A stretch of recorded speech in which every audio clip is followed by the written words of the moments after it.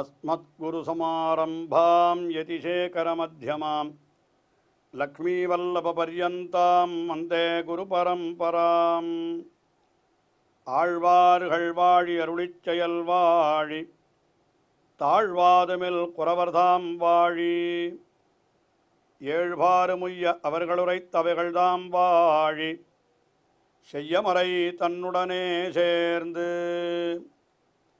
அகலகில்லே நிறையுமென் அலர்மேல் மங்கை உரைமார்பா நிகரில் புகழாய் உலகம் உன்னுடையாய் என்னையாழ்வானே நிகரிலமரர் முனிக்கணங்கள் விரும்பும் திருவேங்கடத்தானே புகழொன்னில்லா வடியேன் உன் அடிக்கீழ் அமர்ந்து புகுந்தேனே அகில புவன ஜன்மஸ்தேம பங்காதிலீலே வினத விவித பூதௌராத ரக்ஷைகதீக்ஷே ஸ்ருதிசரசி விதீப்தே பிரம்மணி ஸ்ரீனிவாசே பவது மம பரஸ்மின் ஷேமுழி பக்திரூபா.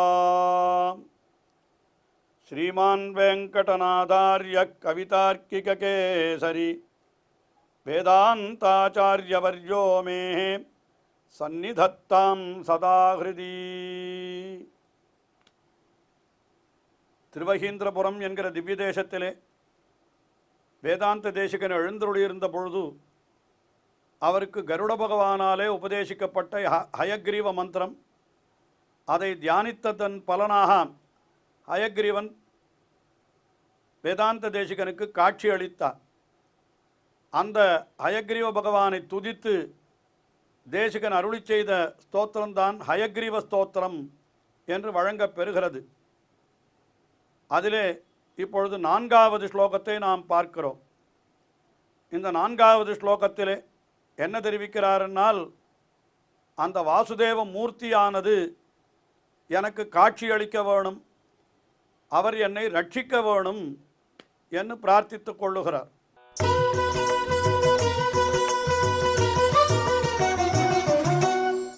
பிராச்சீ சந்தியா காச்சிதந்தர்நிஷாயாः பிரஜ்ஞாதிருஷ்டேः அஞ்சனஸ்ரீரபூர்வா வக்த்ரீவேதான் பாதுமே வாஜிவக்த்ரா வாகீஷாக்கியா வாசுதேவஸ்ய மூர்த்திஹி. வாசுதேவஸ்ய மூர்த்திஹி, வாசுதேவனான பகவான். வாசுதேவன் என்னால் வசதீதி வாசுஹு என்று எல்லா இடத்திலும் பறந்திருக்கிறவன் என்கிற காரணத்தினாலே பகவான் ஸ்ரீமன் நாராயணனுக்கு வாசுதேவன் என்று பெயர் ஏற்படுகிறது. அப்படிப்பட்ட பகவான் நாராயணனுடைய ஒரு வடிவந்தான் இந்த மூர்த்தி. வாசுதேவஸ்ய மூர்த்திஹி வாஜிவக்த்ரா மூர்த்திஹி. வாஜிவக்த்ரா மூர்த்திஹி என்னால் குதிரை முகத்தை உடைய மூர்த்தி, குதிரை முகத்தை உடைய வடிவம். அது ஹயக்ரீவர் என்று கொண்டாடப்படுபவர். அவர் எப்படிப்பட்டவர்? வாகீஷாக்கியா, வாகீஷன் என்று போற்றப் பெறுபவர். வாகீஷன் என்னால் என்ன? வாக்குகளுக்கெல்லாம் இவர்தான் இறைவன் என்று கொண்டாடப்படுபவர் என்று அவருக்கு இத்தனை பெருமை சொல்லுகிறார். அவர் என்ன பண்ணினார்? அவர் எப்படிப்பட்டவராயிருக்கிறார் என்றால், பிராச்சீ சந்தியா காச்சித் அந்தர்நிஷாயாக, நம்முடைய அறியாமை என்கிற இருள் இருக்கிறதே, அந்தர்நிஷா உள்ளிருள், வெளியிலே இருக்கக்கூடிய இருள் அது வேறு, உள்ளிருள் என்று ஒன்று உண்டு. வெளியிலே வெளிச்சம் இருந்தாலும் உள்ளே அதை பற்றின ஞானம் இல்லை என்றால் அது ஒரு பயனும் இல்லை அல்லவா? அதனால் உள்ளிருள், அந்த உள்ளிருள் என்பதுதான் அறியாமை, அஞ்ஞானம் என்று சொல்லப்படுகிறது. அந்த உள்ளிருளுக்கு பிராச்சீ சந்தியா காச்சித்து, இவர் எப்படிப்பட்டவர்? பிராச்சீ சந்தியா, கிழக்கு போலே, அதாவது நல்ல கிழக்கு வெளுத்து அப்படி இருந்தால் இருள் அகலுகிறது அல்லவா? இவர் எப்படி இருக்கிறார்னால் உள்ளிருளை அகற்றுகின்ற கிழக்கு வெளுத்திருப்பது போலே அப்படி இருக்கிறவர் இவர் என்று ஹயக்ரீவரை கொண்டாடுகிறார். பிராச்சீ சந்தியா காச்சித் அந்தர்நிஷாயாக. அதற்கு மேலே பிரஜ்ஞா திருஷ்டேஹே அஞ்சனஸ்ரீஹி அபூர்வா, அதாவது நமக்கு தெரியாத விஷயங்களை பார்ப்பதற்கு அந்த காலத்திலே ஒரு வழி உண்டு. என்ன பண்ணுவார்களாம்? கையிலே ஏதோ ஒரு விசேஷமான மையை எடுத்து அப்படி கண்ணிலே தடவிக்கொள்ளுவார்களாம். தடவிக்கொண்டால் இவர்களுக்கு தெரியாததெல்லாம் தெரியுமா? மையிட்டு பார்ப்பது என்று உண்டு அந்த காலத்தில். ஆக அப்பொழுது தெரியாத விஷயங்களை தெரிந்து கொள்ளக்கூடிய மை என்று ஒன்று, அஞ்சனம் என்று ஒன்று இருக்கிறது அல்லவா? அதுபோலத்தான் இந்த ஹயக்ரீவரும். இவர் எப்படிப்பட்டவர் என்று கேட்டால், நம்மளுக்கு வஸ்துக்களை எல்லாம் அபூர்வா வஸ்து அஞ்சன ஸ்ரீஹி, அபூர்வமான வஸ்துக்கள், இதற்கு முன் நாம் அறிந்திருந்தால் இராத வஸ்துக்களை எல்லாம் நன்றாக காட்டும் மை போலே, அஞ்சன மை போலே இருக்கக்கூடியவர் என்று சொன்னார். அப்புறம் பக்திரி வேதானு, வேதங்களை எல்லாம் நமக்கு பக்திரி சொல்லுகிறவரே ஆர்? இவருக்கு பிரம்மாவுக்கு உபதேசித்தார் வேதங்களை. ஆனால் நமக்கு வேதங்களை கொடுப்பவர் யார் என்றால் இந்த ஹயக்ரீவர் தான். அப்படிப்பட்டவர் மே பாத்து என்னால் என்ன அர்த்தம்? என்னை அவர் பாத்து, பாத்து என்கிறதுக்கு பாத்து என்னால் எனக்கு அவர் பிரகாசிக்கட்டும் என்று அர்த்தம். அது பக்திரி வேதான் பாத்துமே வாஜிவக்திரா, அப்படிப்பட்டவர் எனக்கு கட்டாட்சம் அளிக்கட்டும் என்னை, அல்லது பாத்து என்று சொன்னால் என்னை அவர் ரட்சிக்கட்டும் என்றும் கூட நாம் பொருள் கொள்ளலாம். இப்படி இந்த 4வது ஸ்லோகத்திலே அருளி செய்தவர். அடுத்தபடியாக 5வது ஸ்லோகத்திலே அவனுடைய பெருமைகளை சொல்லி அவனை சரணமடைகிறார்.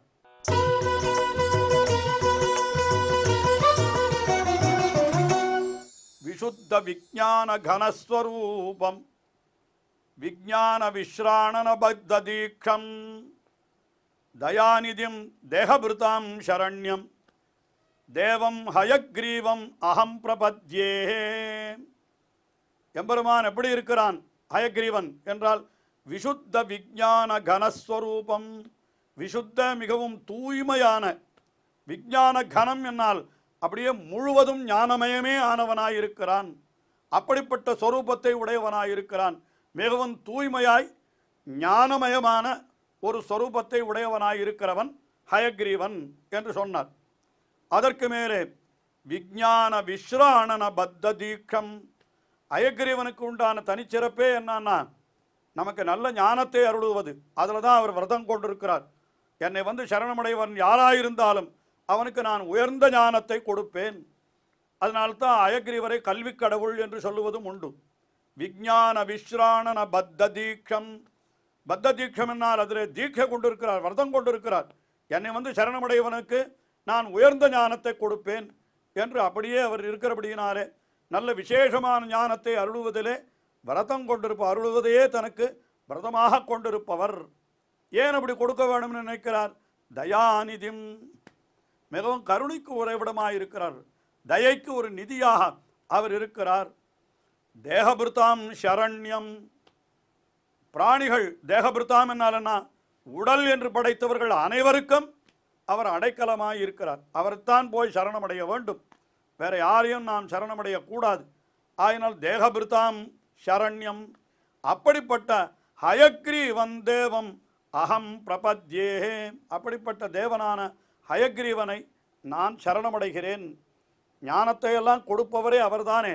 ஆயினாலே அப்படிப்பட்டவரை உயர்ந்த ஞானத்தை அடையும் பொருட்டு அவரை நான் சரணமடைகிறேன் என்று இந்த ஸ்லோகத்திலே வேதாந்த தேசிகன் அருளி செய்தார். அதற்கு மேலே 6வது ஸ்லோகம். இந்த ஸ்லோகத்திலே அவர் என்ன தெரிவிக்கிறார் என்றால், நான் அவரை துதிப்பதற்கு எனக்கு எந்த விதமான தகுதியும் கிடையாது. இது நைச்சானுசந்தானத்தாலே சொல்லக்கூடிய வார்த்தை என்றே நாம் கொள்ள வேண்டும். அவர் வேதமே எம்பெருமானை துதிக்க தொடங்கி துதிக்க முடியாமல் திண்டாடுகிறது. அப்பொழுது நான் எங்கே? இதே போன்ற கருத்து தயா சதகத்திலேயும் நாம் பார்த்தோம். இங்கேயும் அதே தான் சொல்லுகிறார். வேதமே திண்டாடுகிற இடத்துல போய் நான் துதிக்க தொடங்கினேன், இருந்தாலும் ஏதோ விளையாட்டு பிள்ளை ஏதோ சொல்லுகிறான் என்று என்னை அந்த எம்பெருமான் கட்டாட்சிக்க வேண்டும் என்று சொல்லுகிறார்.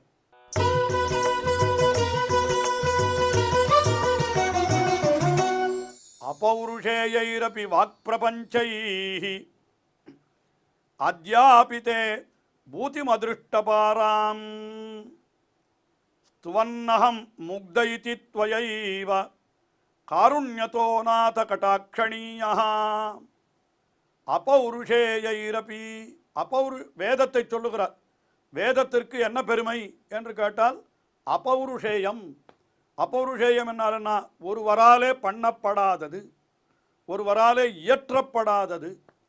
வேதம் என்கிறது அதை இயற்றினவர் என்று யாருமே கிடையாதாம். எப்படி பகவான் என்கிறவன் தானே தோன்றி இருக்கிறானோ, இப்போ பகவானுக்கு தாயார் யார், தகப்பனார் யார் என்று கேட்டால் ஏதோ ஒரு அவதாரத்தில் சொல்லலாம். ராமாவதாரத்தில் தசரதர் தகப்பனார், கௌசல்யை தாயார். கிருஷ்ணாவதாரத்தில் வசுதேவர் தகப்பனார் அல்லது நந்தகோபர் தகப்பனார், அவனுக்கு யசோதை தாயார், தேவகி தாயார், இப்படி ஏதாவது அவதாரங்களிலே சொல்லலாம். ஆனால் இயற்கையாக விஷ்ணு என்கிற பகவான் நாராயணன், அவனுக்கு யார் தகப்பனார், அவனை உண்டாக்கினவர் யார் என்று கேட்டால் எல்லாரையும் அவன் உண்டாக்குகிறானே தவிர அவனை உண்டாக்கினவர் என்று யாரும் கிடையாது. எப்படி பகவான் அப்படி ஒருத்தனாலே உண்டாக்கப்படாதவனோ அதுபோல இந்த வேதமும் கூட வைதிக சம்பிரதாயம், இதுதான் வேத சம்பிரதாயத்தில் இப்படித்தான் சொல்லப்பட்டிருக்கிறது. வேதம் என்கிறதும் கூட அது எப்படிப்பட்டதுன்னா எழுதாக்கிழவி, தான் தோன்றி என்றெல்லாம் சொல்லியிருக்கிறது. அது எப்படிப்பட்டது, தானே தோன்றியது. அதை பகவான் கூட வேதத்தை இயற்றவில்லை. பகவான் எப்படியோ அப்படித்தான் வேதமும் என்று சொல்லப்படுகிறது. அதனால்தான் சில சமயம் வேதத்தையே கூட பகவான் வேதகா என்றே சொல்லுவார்கள். அதனால் அபௌருஷேயைஹி வேதைஹி அப்பி என்று சொன்னால் என்ன அர்த்தம், ஒருத்தராலே இயற்றப்படாததான அனாதியான அந்த வேதம், அந்த வேதத்தினுடைய வாப்பிரபஞ்சைஹி, எப்படி அவ்வளவு விரிவாக இருக்கக்கூடிய அந்த வேத வாக்கியங்களாலேயும் கூட என்ன ஆகியிருக்கிறது என்று கேட்டால் எம்பெருமானுடைய பூத்திம் பாராம், பகவானுடைய பெருமையினுடைய எல்லை இருக்கிறதே அது அத்யாபி ந அதிருஷ்டா, அத்யாபி ந அதிருஷ்டா, இது வரைக்கும் அது இன்னும் கண்டுபிடிக்கப்படவில்லை. அதாவது வேதம் எம்பெருமானுடைய பெருமையை நான் அளவிட்டு சொல்லுகிறேன் என்று ஆரம்பிக்குமாம். தேயே சதம் என்று 100 மடங்காக ஏற்றிக்கொண்டே போகுமாம். கடைசியில் அப்ராப்ய மனசா சஹா என்று வேதம் என்ன பண்ணிடும், அப்படியே திரும்பி வந்துவிடுமா, இன்னும் முடியலை என்று, என்னால் செய்ய முடியலை என்று. இப்படி யதா வாச்சகா நிவர்த்தந்தேன்ற திரும்புகின்றன வாக்குக்கு எட்டாமல். வேதமே கூட எம்பெருமானுடைய பெருமையை அளவிட முடியாமல் திண்டாடுகிறது.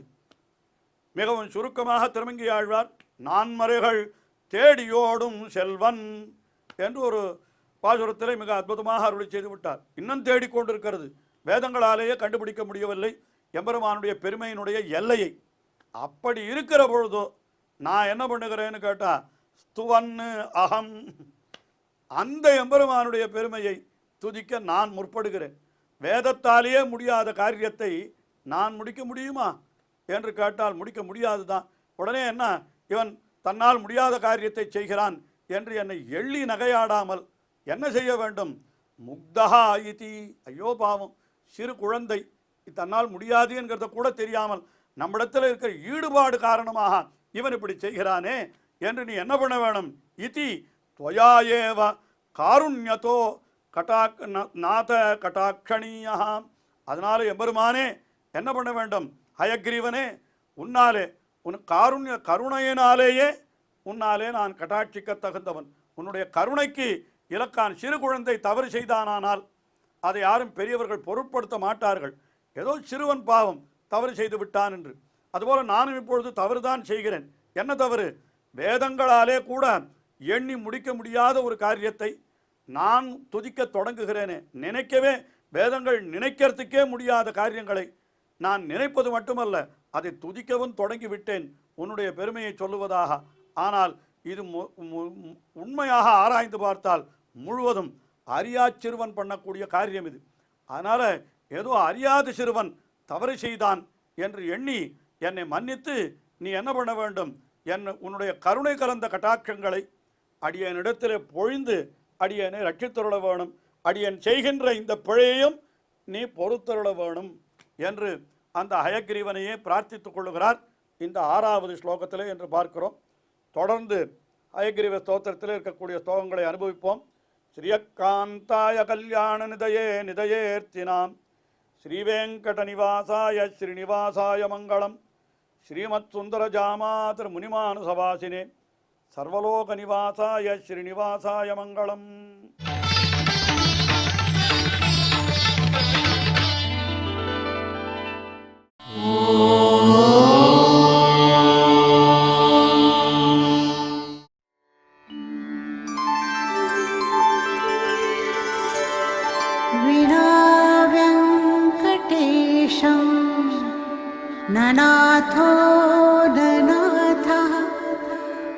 सदा वेङ्कटेशं स्मरामि स्मरामि। हरे वेङ्कटेश प्रसीद प्रसीद। प्रियं वेङ्कटेश प्रयच्छ प्रयच्छ।